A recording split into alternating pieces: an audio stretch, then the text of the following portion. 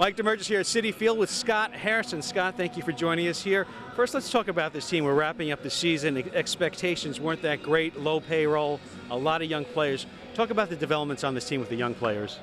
I think I was really impressed with what I saw in the young players this year. You know, we got a lot of guys that are hungry, that want to play, and that have a bright future in the game.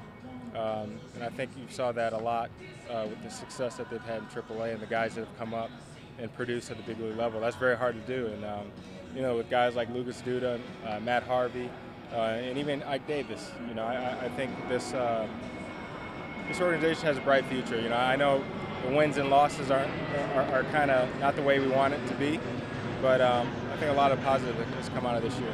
And talk about Ike Davis here. You really struggled. The team really stuck with him, and now it's paid off for him.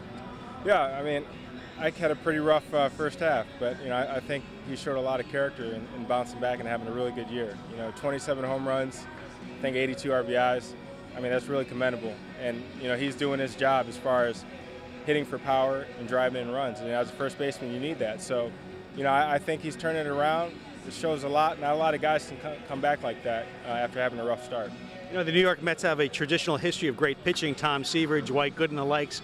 But for the first time, a no-hitter, Johan Santana. Right. Talk about that night. Did you guys ever think that was going to happen? Yeah, I mean, that was a great night. You know, something I'll never forget. You know, I think I was more nervous during that night than he was. I mean, it was, as a player, you know, you feel really lucky to be a part of that, and it couldn't have happened to a better guy. I mean, Johan, you know, he's gone through a lot the last few years with arm troubles and bounced back from surgery. A lot of guys were kind of doubting if he can make it back, and he did something that no other Mets pitcher ever done, throwing a no-hitter. I mean, that was great. We were very happy for him, and you know, like I said, I'll never forget that, and I'm happy I was a part of that. Another guy who's a great year is R.A. Dickey, and talk about him. Talk about what makes his knuckleball different from facing other knuckleballers.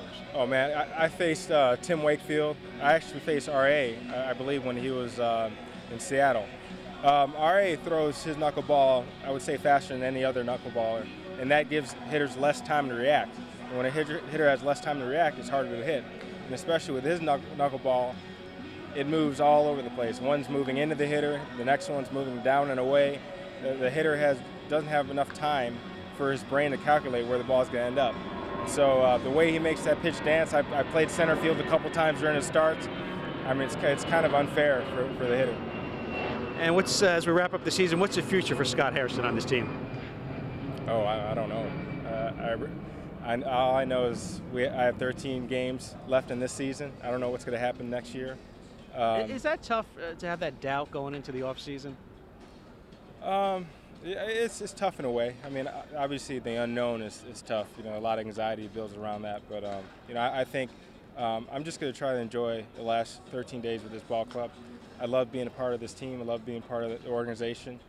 I had a lot of fun and continue having a lot of fun. I think next year is going to take care of itself. You know, I've enjoyed my time, and you know, that's all really I can say. Mike Damergis with Scott Hairston at the ballpark.